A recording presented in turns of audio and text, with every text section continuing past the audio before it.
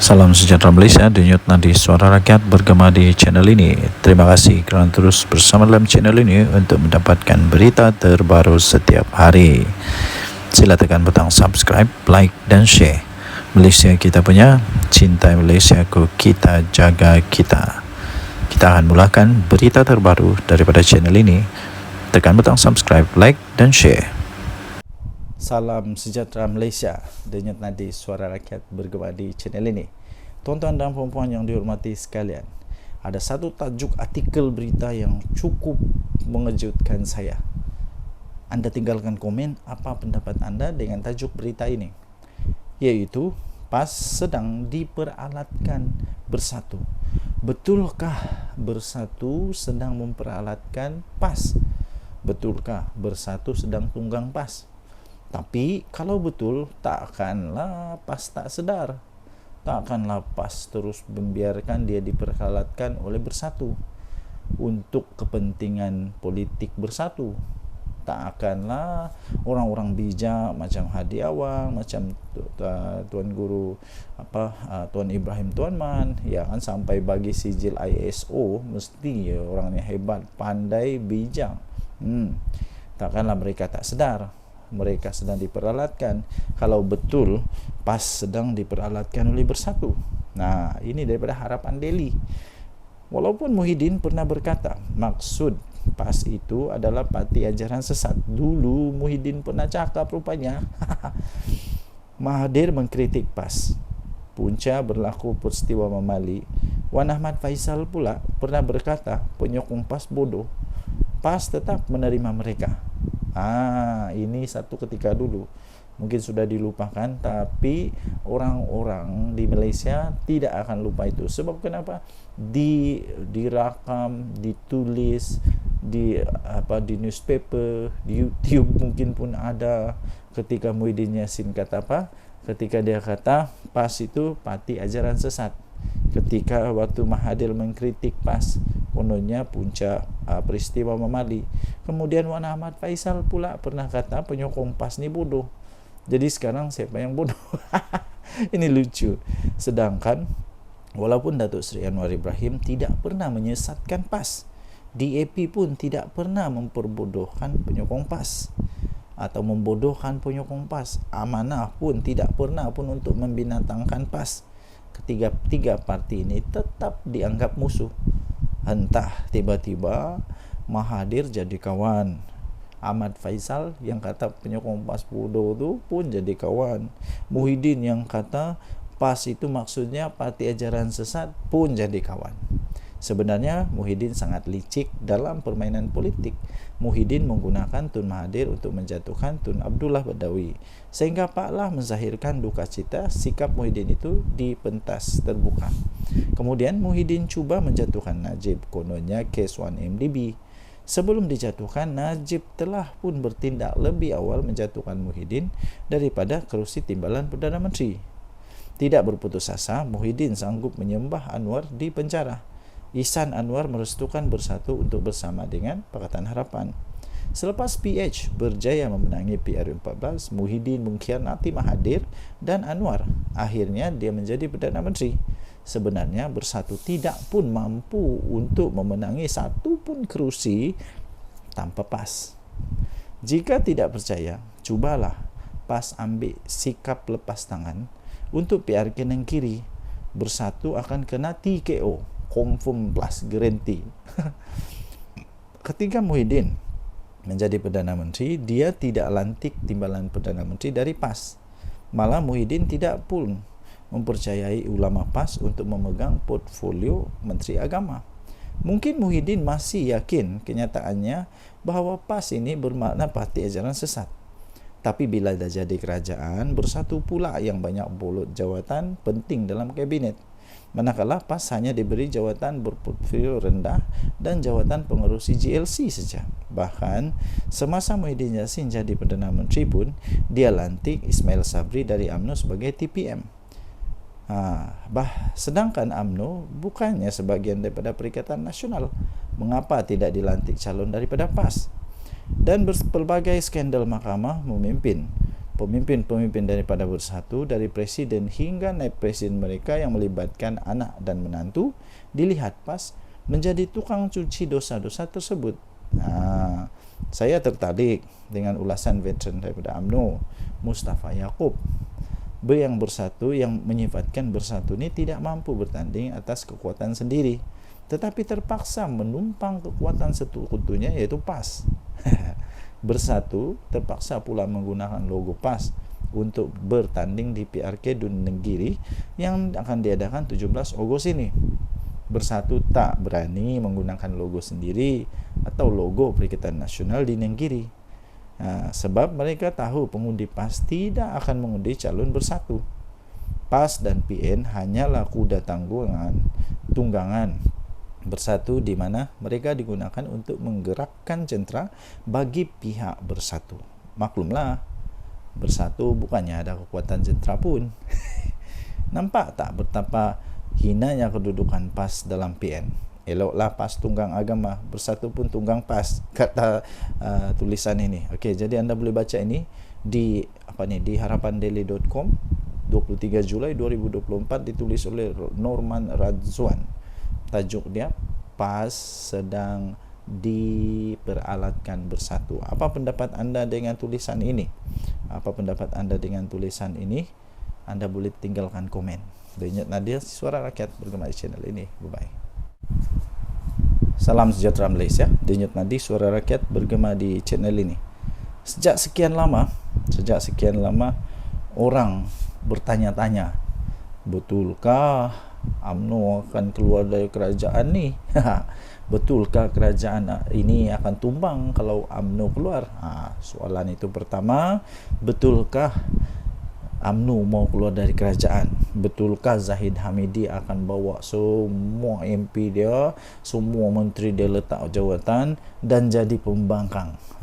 Betulkah? Yang kedua ialah betulkah bahawa mereka akan letak jawatan semua menteri-menteri UMNO? Ingat, UMNO tidak kuat macam dulu ya. UMNO bukan macam dulu lagi. Pernah dulu, kalau anda masih ingat, saya pun masih ingat, waktu itu saya sudah cukup dewasa. Sekarang ni dah 40 lebih umur, jadi sudah cukup dewasa lah. Cukup dewasa. Waktu itu ada istilah begini. Waktu ketika UMNO masih kuat, ada istilah kata begini, apapun yang UMNO letak batu kah, letak kayu kah, letak apa sajalah diletak di mana-mana. Waktu masih kuat dulu tu, batu pun boleh menang, kayu pun boleh menang, tunggul kayu pun boleh menang. Kura-kura kalau letak jadi calon pun boleh menang dalam pilihan raya waktu itu. Tapi sekarang tidak lagi. Sehingga baru-baru ini ada juga artikel kata begini, kalau UMNO tidak bekerjasama dengan mana-mana parti, tidak bekerjasama ataupun dia bertanding secara solo untuk pilihan raya umum ke-15 nanti, menurut artikel itu kata, tidak ada harapan untuk UMNO untuk menang besar lagi. Silap-silap Zahid Hamidi boleh kalah, silap-silap Tok Matasan boleh kalah, silap-silap siapa lagi, yang besar-besar lah boleh kalah, silap-silap tumbang dan boleh pupus UMNO ni. Sebab sekarang UMNO bukan macam dulu lagi. Ya, jadi kerana itu ya tuan-tuan dan puan-puan, kalaulah UMNO keluar daripada kerajaan ini, pada pendapat saya, pertama, kerajaan tak perlu risaulah. Tidak perlu risau pun. Kalau dia keluar pun, kerajaan tetap ada majoriti muda. Kerajaan Madani ini, Datuk Seri Anwar Ibrahim, tetap ada majoriti muda dan belum tumbang. Tapi dia dapat disahkan tidak ada lagi majoriti 2/3. Risikonya kepada Datuk Seri Anwar Ibrahim hanya satu, iaitu ketika pembentangan rang undang-undang pembekalan. Kalau tidak ada sokongan, dia mungkin terpaksa letak jawatan. Tapi untuk kata otomatik kerajaan Madani tumbang itu tidak mungkin berlaku. Ya. Jadi menteri-menteri UMNO saya fikir tidak akan begitu mudah untuk meletak jawatan. Bukan mudah, lagipun ramai orang lagi berbaris menunggu. Kalau semua menteri UMNO keluar, bagus jugalah. ada peluang untuk DAP, ada peluang untuk amanah, untuk isi tempat mereka. Ini pun sebenarnya boleh dikatakanlah, boleh dikatakan hasil daripada persefahaman yang baik dalam kerajaan perpaduan. Walaupun UMNO taklah besar mana kemenangan dia, tidak macam dulu, maksud saya tidak macam dulu kemenangan itu, tapi mereka tetap dihargai oleh kerajaan yang ada sekarang, sampai mereka tetap diberikan banyak jawatan dalam kerajaan. Timbalan Perdana Menteri dari mana? Timbalan Perdana Menteri daripada UMNO, yang sepatutnya boleh saja daripada DAP, tetapi kerana strategi politik menunjukkan bahawa mereka ini sepahaman, ada perpaduan, maka okeylah, bagilah dekat Datuk Seri Zahid Hamidi. Jadi maksud kata begini, UMNO kena sentiasa ingat bahawa mereka ada sekarang ini menjadi kuat semula, bolehlah dikatakan semakin mengorak langkah untuk menjadi kuat, kerana mereka ada satu gabungan persefahaman politik dengan Pakatan Harapan, ya. Jadi hanya satu peluang untuk UMNO dapat menang, ialah dengan bekerjasama dengan Kerajaan Perpaduan, dengan Pakatan Harapan. Kalau tidak, UMNO tak akan boleh kalahkan PAS. Itu for sure lah. UMNO susah untuk kalahkan PAS.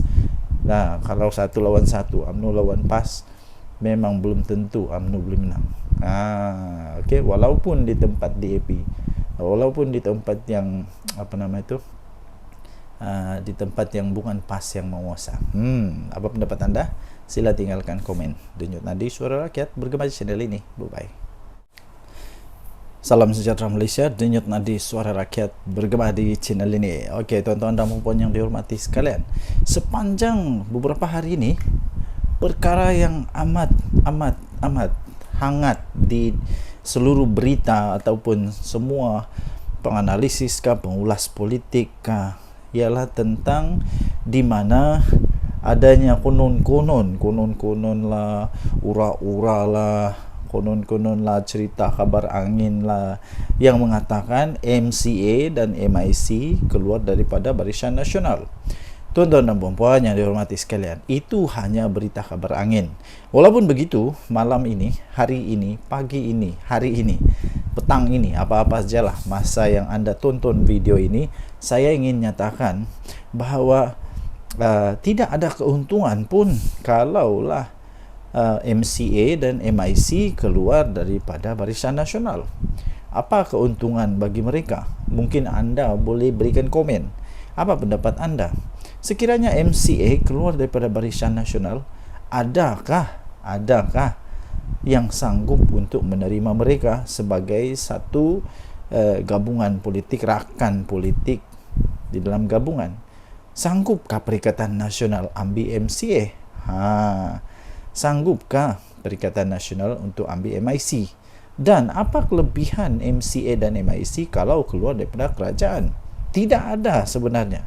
Jadi tidak ada apa-apa gunanya untuk Barisan Nasional, kerugiankah, keuntungankah kalau MCA dan MIC keluar daripada Barisan Nasional? Kerugian tidak pada UMNO, tidak juga kepada kerajaan ini, kerana MIC dan MCA mereka hanya ada berapa kerusi dalam parlimen, tidak pun sampai 5 kerusi dalam parlimen, hanya berapa saja. MIC berapa kerusi dalam parlimen, tidak akan menggugat apa-apa, tidak akan menjadikan kerajaan yang sekarang ada ini tumbang, apalagi kalau tukar kerajaan, tidak mungkin akan berlaku.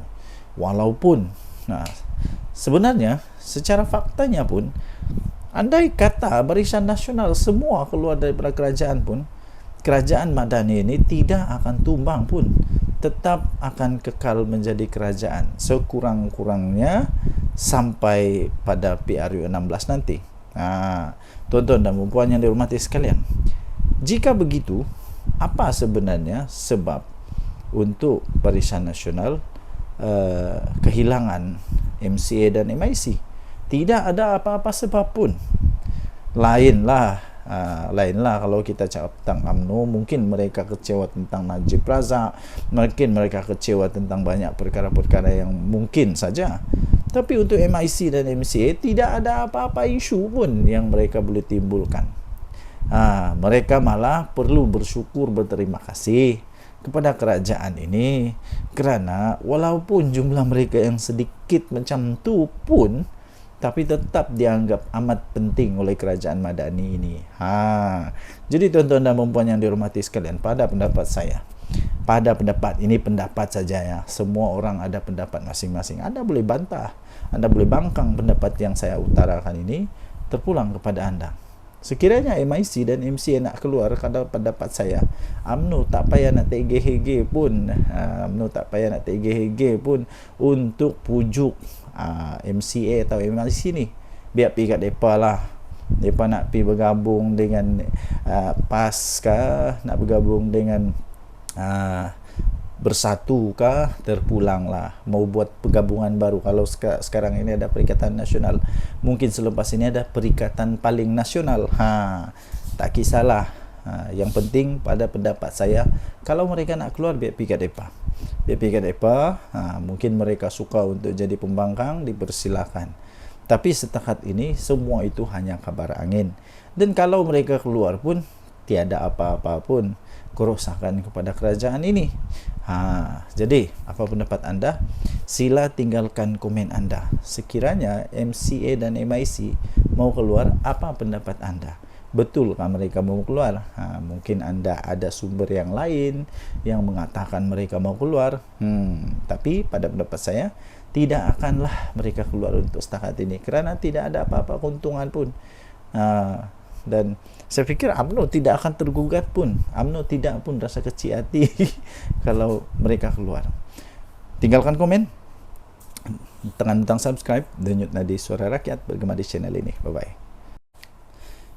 Salam sejahtera Malaysia, denyut nadi Suara Rakyat bergema di channel ini. Okey, tuan-tuan dan puan yang dihormati sekalian, sepanjang beberapa hari ini, perkara yang amat hangat di seluruh berita ataupun semua penganalisis pengulas politik ialah tentang di mana adanya konon-konon lah, ura-ura lah, konon-konon lah, cerita kabar angin lah yang mengatakan MCA dan MIC keluar daripada Barisan Nasional. Tuan-tuan dan puan yang dihormati sekalian, itu hanya berita kabar angin. Walaupun begitu, malam ini, hari ini, pagi ini, hari ini, petang ini, apa-apa sajalah masa yang anda tonton video ini, saya ingin nyatakan bahawa tidak ada keuntungan pun kalaulah MCA dan MIC keluar daripada Barisan Nasional. Apa keuntungan bagi mereka? Mungkin anda boleh berikan komen. Apa pendapat anda? Sekiranya MCA keluar daripada Barisan Nasional, adakah yang sanggup untuk menerima mereka sebagai satu gabungan politik, rakan politik di dalam gabungan? Sanggupkah Perikatan Nasional ambil MCA? Sanggupkah Perikatan Nasional untuk ambil MIC? Dan apa kelebihan MCA dan MIC kalau keluar daripada kerajaan? Tidak ada sebenarnya. Jadi tidak ada apa-apa gunanya untuk Barisan Nasional, kerugiankah, keuntungankah kalau MCA dan MIC keluar daripada Barisan Nasional? Kerugian tidak pada UMNO, tidak juga kepada kerajaan ini, kerana MIC dan MCA mereka hanya ada berapa kerusi dalam parlimen. Tidak pun sampai 5 kerusi dalam parlimen. Hanya berapa saja, MIC berapa kerusi dalam parlimen. Tidak akan menggugat apa-apa, tidak akan menjadikan kerajaan yang sekarang ada ini tumbang apalagi kalau tukar kerajaan, tidak mungkin akan berlaku. Walaupun sebenarnya secara faktanya pun, andai kata Barisan Nasional semua keluar daripada kerajaan pun, kerajaan Madani ini tidak akan tumbang pun, tetap akan kekal menjadi kerajaan sekurang-kurangnya sampai pada PRU 16 nanti. Tuan-tuan dan puan yang dihormati sekalian, jika begitu, apa sebenarnya sebab untuk Barisan Nasional kehilangan MCA dan MIC? Tidak ada apa-apa sebab pun. Lainlah kalau kita cakap tentang UMNO, mungkin mereka kecewa tentang Najib Razak, mungkin mereka kecewa tentang banyak perkara-perkara yang mungkin saja. Tapi untuk MIC dan MCA tidak ada apa-apa isu pun yang mereka boleh timbulkan. Mereka malah perlu bersyukur, berterima kasih kepada kerajaan ini, kerana walaupun jumlah mereka yang sedikit macam tu pun, tapi tetap dianggap amat penting oleh kerajaan Madani ini. Jadi tuan-tuan dan puan yang dihormati sekalian, pada pendapat saya, ini pendapat saja ya. Semua orang ada pendapat masing-masing. Anda boleh bantah, Anda boleh bangkang pendapat yang saya utarakan ini, terpulang kepada Anda. Sekiranya MIC dan MCA nak keluar, kalau pendapat saya, UMNO tak payah nak tergeh-geh pun, untuk pujuk MCA atau MIC ni. Biar pergi kat mereka lah. Mereka nak pergi bergabung dengan PAS kah, nak bergabung dengan Bersatu kah, terpulanglah. Mau buat pergabungan baru. Kalau sekarang ini ada Perikatan Nasional, mungkin selepas ini ada Perikatan Paling Nasional. Tak kisahlah. Yang penting pada pendapat saya, kalau mereka nak keluar, biar pergi kat mereka. Mungkin mereka suka untuk jadi pembangkang, dipersilakan. Tapi setakat ini semua itu hanya kabar angin. Dan kalau mereka keluar pun tiada apa-apa pun kerosakan kepada kerajaan ini. Jadi apa pendapat anda? Sila tinggalkan komen anda. Sekiranya MCA dan MIC mau keluar, apa pendapat anda? Betulkah mereka mau keluar? Mungkin anda ada sumber yang lain yang mengatakan mereka mau keluar. Tapi pada pendapat saya, tidak akanlah mereka keluar untuk setakat ini, kerana tidak ada apa-apa keuntungan pun. Dan saya fikir UMNO tidak akan tergugat pun. UMNO tidak pun rasa kecil hati kalau mereka keluar. Tinggalkan komen, tekan butang subscribe, denyut nadi Suara Rakyat bergema di channel ini. Bye-bye.